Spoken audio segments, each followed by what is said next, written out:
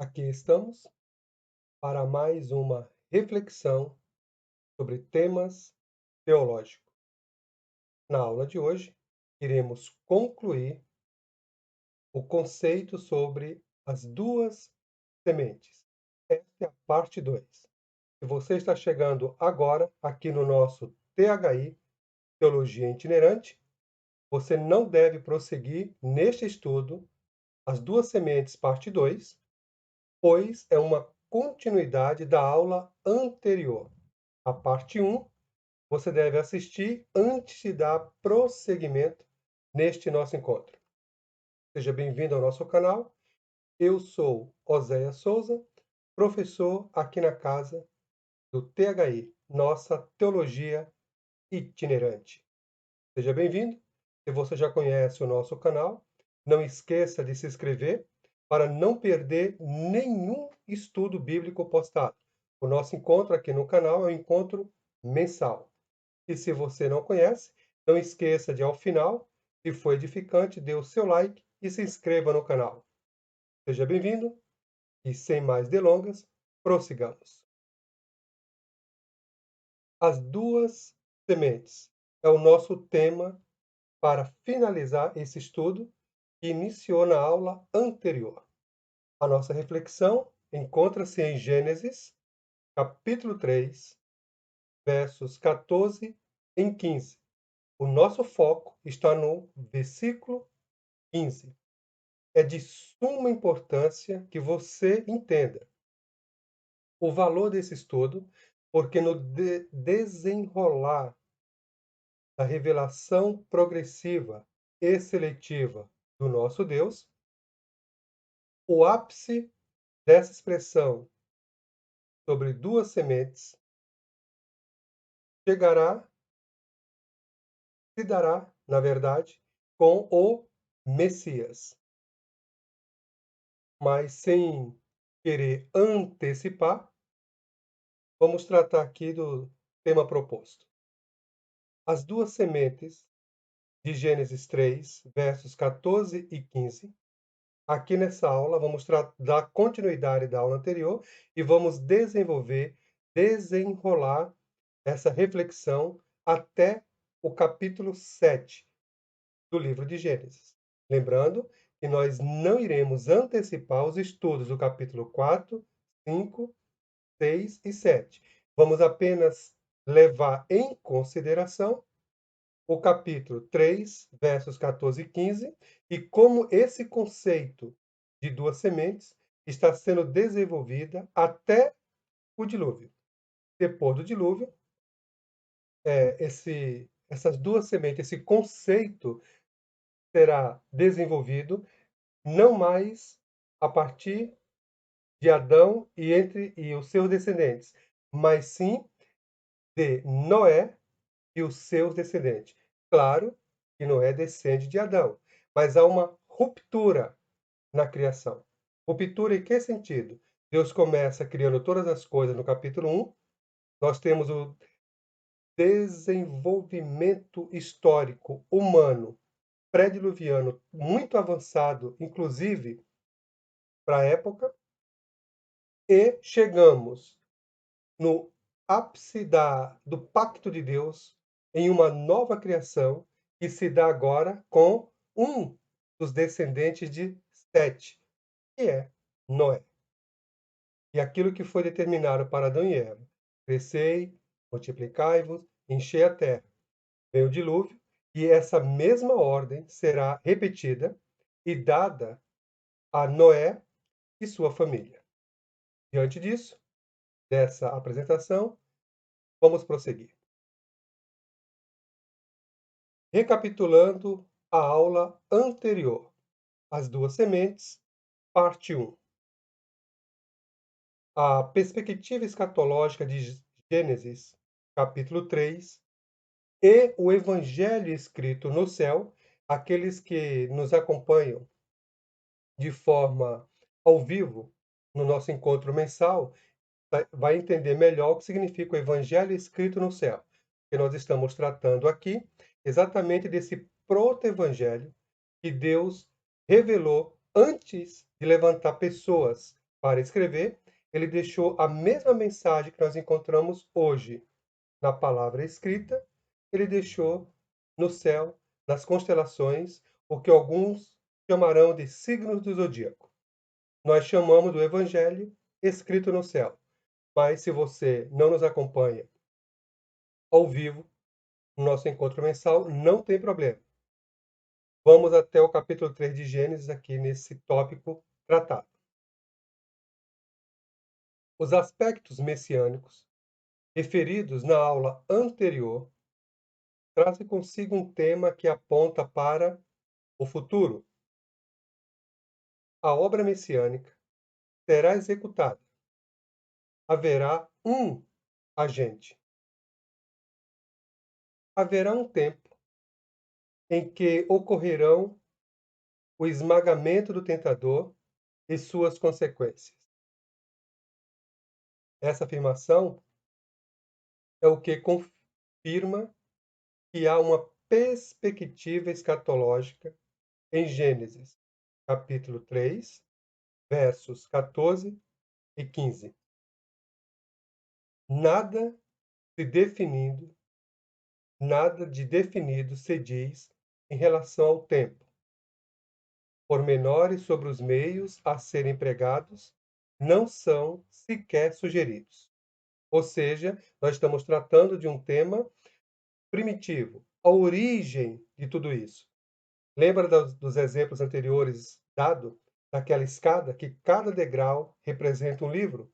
No degrau que eu estou, ou seja, no livro que eu estou estudando, eu não compreendo, porque para compreender o livro ao qual eu me encontro, eu preciso avançar um degrau, ou seja, avançar mais um livro. Então, quando eu chegar no próximo livro, que é o livro de Êxodo, então eu entenderei melhor o livro que ficou para trás, o degrau de baixo, Gênesis. E assim de forma sucessiva. Cada livro que eu avanço, eu não entendo o livro que eu estou lendo, mas eu entendo os livros que ficaram para trás. Porque para cada livro que eu me encontro, eu preciso de mais informações para compreender aquele livro. E isso é o que nós chamamos de revelação progressiva e seletiva da palavra do nosso Deus. Então, neste momento que nós estamos estudando Gênesis 3:15, a determinação que Deus dá para a serpente, Adão e Eva ainda é obscuro. Por isso que nós estamos dizendo que não há menção do lugar onde a obra será executada, aqui em Gênesis. Mas, quando nós avançamos no estudo bíblico, nós vamos descobrindo que como se dará essa promessa obscura aqui em Gênesis 3. Então, ouve, ó Belém de Efrata. Então, depois vamos chegar no Novo Testamento e vamos saber que Deus tem toda uma promessa feita a Abraão, feita ao seu descendente, feito a Davi, que Deus vai garantir que o cetro não se afastará da mão de Davi, da descendência de Davi, até que nós chegamos em Mateus capítulo 1 e vamos ver o livro da genealogia de Jesus Cristo, filho de Davi, filho de Abraão. E assim, nós vamos compreendendo que o que está escrito em Gênesis 3 ficará muito mais lúcido, porque cada livro que avançamos lança luz ao entendimento do que ficou para trás. Então, nós temos aqui, não há menção também de quem se beneficiará da obra messiânica e o envolvimento dela com o cosmos sobre a maldição não é definido. Em síntese, faremos apenas 3 apontamentos da aula anterior. Primeiro apontamento. Há afirmações proféticas incluídas nesta passagem. Que passagem? Gênesis 3, capítulos 4, Gênesis 3, versículos 14 e 15. A mensagem a Adão e Eva era para eles, naquele lugar e naquele momento. Mas a mensagem fala também do futuro. A predição e vaticínio, o que ainda não tinha sido realizado, tornar-se-ia certamente uma realidade histórica. 2. O cenário está preparado para o desenrolar da obra messiânica, isto é, desde Gênesis 3, versos 14 e 15 em diante, deve haver o desenvolvimento de uma perspectiva escatológica. O fato de que haverá um conflito, de que haverá no final o total esvagamento do tentador e de que será possível a reabilitação do casal real são pontos essenciais. Há necessidade de mais informações para a compreensão completa de Deus que se desdobrará no futuro. De fato, muito mais será necessário para a formulação de uma escatologia. 3. Pensar em escatologia é pensar em obra messiânica. Messianismo bíblico e escatológico e escatologia bíblica são inseparáveis. A semente da mulher determinará as plenas dimensões da comunhão restaurada entre o soberano Senhor e seus vice-regentes. Ela determinará o futuro do status, posição e função da humanidade no cosmos e, em decorrência disto, o próprio futuro do cosmos. Agora que relembramos a aula anterior, prosseguiremos na análise das duas sementes, parte 2 e última parte final sobre o tema As Duas Sementes. Agora, já que analisamos o capítulo 4, vamos ver o desenrolar dessa promessa a partir do capítulo 4, já que no 3 tem a promessa feita, falando de uma batalha cósmica da mulher e a serpente, da semente da mulher e da semente da serpente, e dentre as tantas sementes que a mulher gerará, virá que vai esmagar e vai colocar fim nesta batalha. Gênesis 4:1 nos diz o seguinte: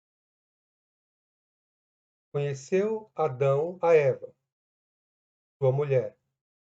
Ela concebeu e, tendo dado à luz a Caim, disse: Alcancei do Senhor um varão. O homem que Eva recebeu alegremente com a ajuda do Senhor, tomou seu lugar no grande conflito que o Senhor anunciara.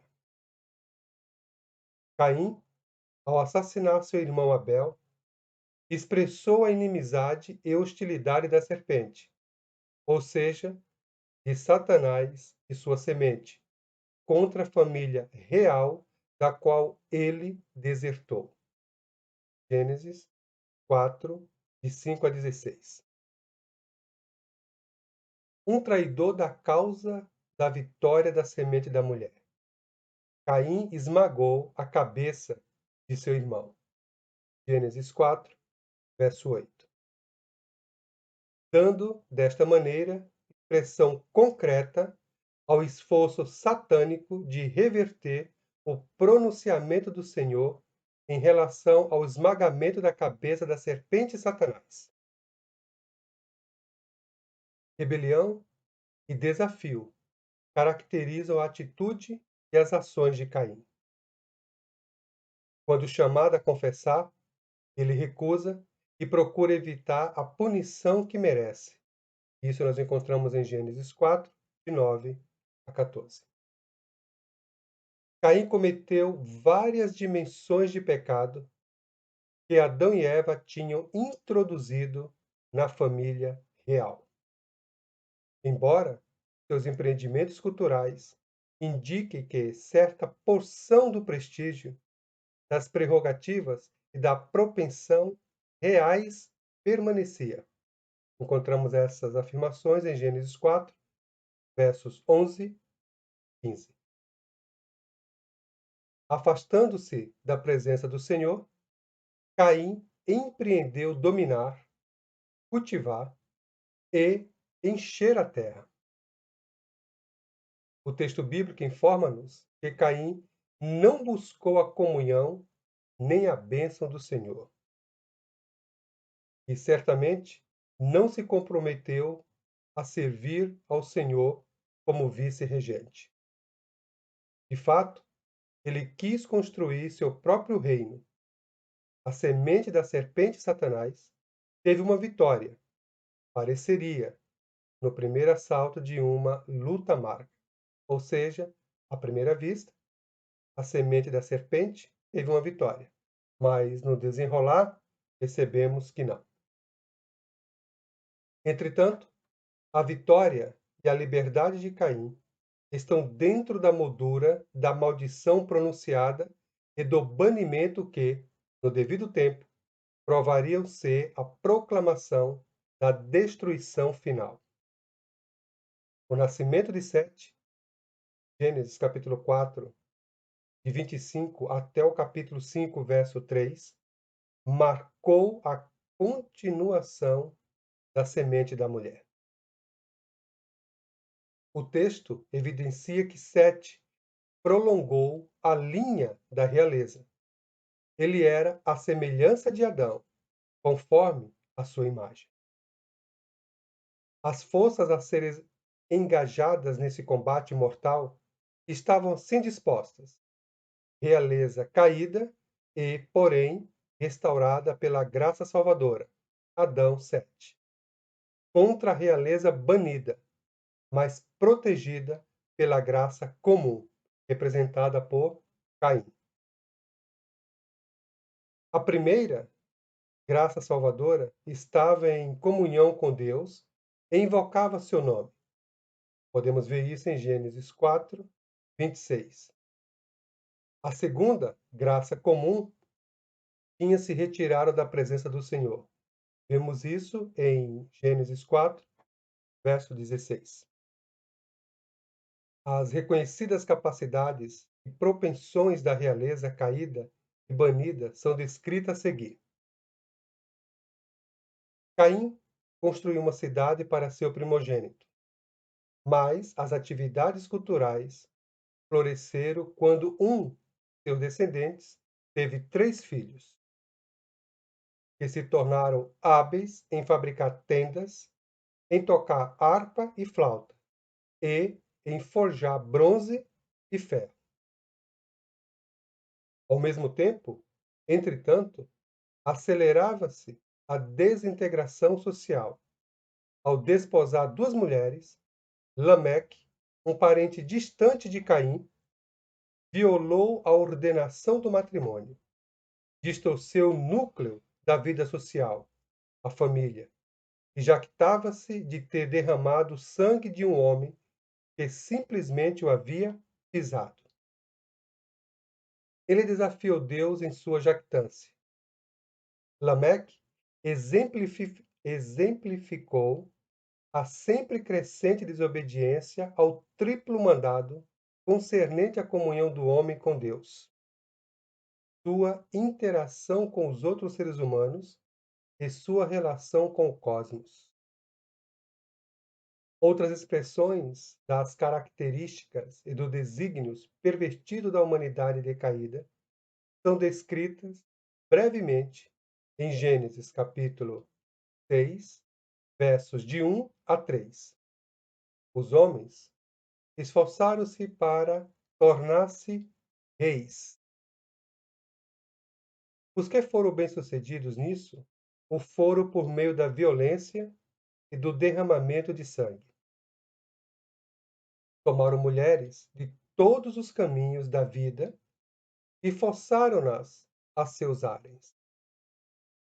Assim, eles geraram e nutriram seus próprios filhos e filhas reais. Desta maneira, cada rei visava estabelecer seu próprio domínio e família reais e exercer uma influência sempre crescente. A realeza decaída tentava assegurar a soberania, isto é, cada homem por si mesmo, à custa dos outros. Cada um buscava esmagar a cabeça de todos os seus oponentes. O desastre social que se seguiu foi o produto do pecado de Adão e Eva no Éden. Deus, o Senhor, com uma concessão mínima de graça restritiva, revelou a verdadeira natureza do pecado e suas consequências quando sua graça foi retirada. Ele deixou-o expressar seu caráter inerente e seguir seu próprio curso, antes de destruir toda a raça humana. Quando somente um homem foi considerado justo, o Senhor demonstrou sua constante soberania sobre seu reino cósmico. Na revelação progressiva da palavra de Deus, nos deparamos em Gênesis, capítulo 6, com o pronunciamento dos juízos sobre a humanidade e sobre todas as coisas vivas na terra. Deve ser entendido como a declaração do Senhor de como, naquela situação, ele executaria a maldição que pronunciara no Éden. Tinha de haver uma resposta divina, tirada do coração entristecido e pesaroso de Deus, a intenção pervertida da semente real, rebelde e a distorção e destruição que ela causa. Aqui, no capítulo 6, temos duas dimensões no julgamento que Deus executaria. 1. O Senhor retiraria seu espírito. Essa retirada da presença e da influência restritiva do espírito marcaria a descontinuidade do envolvimento pessoal direto do Senhor com a humanidade rebelde e a cessação de sua graça comum. Significaria também uma separação maior entre o Deus soberano e seu vice-regente caído, o que, por sua vez, seria a confirmação final da morte espiritual. Ademais, significaria uma anuência divina ao intento e meta de Satanás. 2. O Senhor traria dilúvio que iria pôr fim à vida, aos planos e obras dos que visavam expressar sua própria soberania. O dilúvio traria uma trágica separação, pela qual a vida seria retirada da humanidade. As pessoas seriam removidas de seu lugar de domínio. Todas aquelas coisas sobre as quais eles desejavam ter domínio absoluto seriam destruídas. Assim, a maldição abrandada pronunciada sobre Adão e o cosmos, sobre o qual ele havia sido colocado como guardião real, tornar-se-ia maldição plenamente executada. Justiça e julgamento para os rebeldes usurpadores que se presumiram autônomos, entronizaram-se a si mesmos. Seriam completos e de nenhum modo temperados pela graça e misericórdia divina. No contexto de plena execução da justiça e julgamento divinos, a arca foi preparada para servir ao Senhor na demonstração de seu favor a Noé e sua família. A arca seria o meio de libertação. Embora Noé tivesse de preparar a arca, não se pode dizer que ele era o meio de libertação das águas do julgamento, mais do que seria ele o agente para a continuação do cosmos. Justo e reto, Noé foi salvo da maldição, o que vemos já no Novo Testamento, em 1 Pedro 3,20 e 2 Pedro 2,5. Ele não salvou a si mesmo. O Senhor tinha o propósito de fazer da arca o meio da preservação da semente da mulher. As aves e animais, sob o ministério da semente salva, foram incluídos na libertação dada pelo Senhor. A natureza de seu julgamento era tal que os elementos inorgânicos, básicos do cosmos, embora afetados, não foram por intermédio do dilúvio, ameaçado de extinção, nem tornados incapazes de servir a seus propósitos, uma vez baixadas as águas. A arca foi, na verdade, usada por Deus para continuar a linha da posteridade da mulher e para executar o plano divino de redenção da humanidade e do cosmos.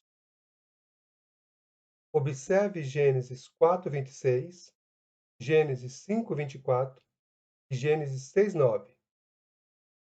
De Noé é dito que era justo, irrepreensível entre seus contemporâneos. Noé andava no caminho da obediência, da vida e da bênção. Deus, por intermédio de Noé e sua família, pretendia continuar a relação pactual que havia estabelecido com a humanidade régia. O Senhor disse especificamente a Noé: Contigo, porém, estabelecerei a minha aliança. O Senhor comunicou a Noé e a nós que lemos o relato que era o seu plano honrar sua relação de vida com a ordem criada, especificamente com Noé e sua família. Assim, a ordem social dentro do contexto cósmico seria mantida. Mas ainda, como Deus manteria sua aliança com Noé, este súdito leal seria capaz de exercer sua posição régia, exercendo domínio e mordomia sobre tudo o que tinha sido colocado sob a responsabilidade da humanidade real. Esta graciosa libertação de Noé e sua família, no meio de um julgamento cósmico, tem relevância messiânica. Vejamos. Em primeiro lugar, a extensão cósmica. Observe a expressão que aparece em Gênesis 6, 17, 7, 4 e 7, 19 a 20, que aparece a expressão toda a terra. Do dilúvio e a remoção total da humanidade injusta, provém a compreensão do sentido e aplicação da promessa divina de que a semente humana esmagaria a cabeça da semente da serpente. O esmagamento da cabeça significa remover por meio da destruição. Portanto, um aspecto da obra messiânica é trazer o julgamento por meio do qual a oposição será removida e destruída. O ferimento do calcanhar da semente da mulher dá um significado vívido à preservação da vida na arca pelo período de 1 ano. Isso nós encontramos em Gênesis 7:6 e 8:13. Libertação e restauração não viriam sem custo, sacrifício, inconveniência e sem a compreensão do total desamparo da humanidade real no meio do julgamento divino.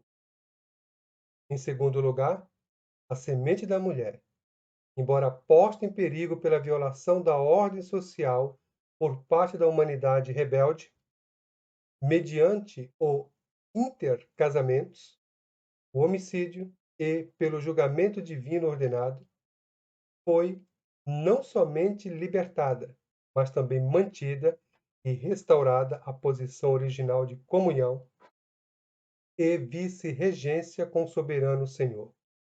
O mandado real para a humanidade, com vistas ao governo e ao cultivo do cosmos, foi repetido. A ordem da criação permaneceria com efeito, e o mandado da humanidade continuaria também. Por fim, o palco estava novamente montado para a semente da mulher atuar. Ela serviria como vice-regente da ordem cósmica, como o direto meio pelo qual a libertação do pecado e o julgamento final seriam cumpridos. Ela seria o agente pelo qual se operaria a restauração da plena comunhão com Deus e a consumação da sua vontade para toda a criação. Aqui chegamos ao final sobre as duas sementes, parte 2. Mas preciso ainda fazer algumas ressalvas para encerrarmos esse tópico. O ápice da promessa de Gênesis 3, 14 e 15 se dá com a encarnação do Verbo, que vamos ver nos evangelhos, em especial João, capítulo 1. O esmagamento da cabeça da serpente e sua semente ocorreu na ressurreição do Messias. O plano original de Deus será concluído quando o Messias retornar e subjugar de uma vez por todas seus inimigos, entregar o reino ao seu Pai. Agora que finalizamos o estudo sobre as duas sementes, estamos aptos a compreender a expressão Filho de Deus, que aparece lá em Gênesis, capítulo 6, versos 1 e 2, mas a expressão aparece no verso 2. Vou ter que antecipar um pouco somente essa expressão, a nomenclatura Filho de Deus, porque faz parte da análise dessas duas sementes. Mas não irá impedir nada que reanalisamos isso quando chegarmos no capítulo 6. A expressão Filhos de Deus, de Gênesis, capítulo 6, versos 1 e 2, é o objeto de estudo do nosso próximo encontro. Não perca! Se você não está inscrito no canal, antes de você sair desse estudo, desse vídeo, se inscreva no canal para não perder os próximos estudos. Fique atento à bibliografia indicada aqui abaixo do vídeo sobre a obra o qual utilizamos para concluirmos esse trabalho, que é a obra Revelação Messiânica no Antigo Testamento. Aqui embaixo, logo abaixo do vídeo, na descrição, tem a bibliografia completa.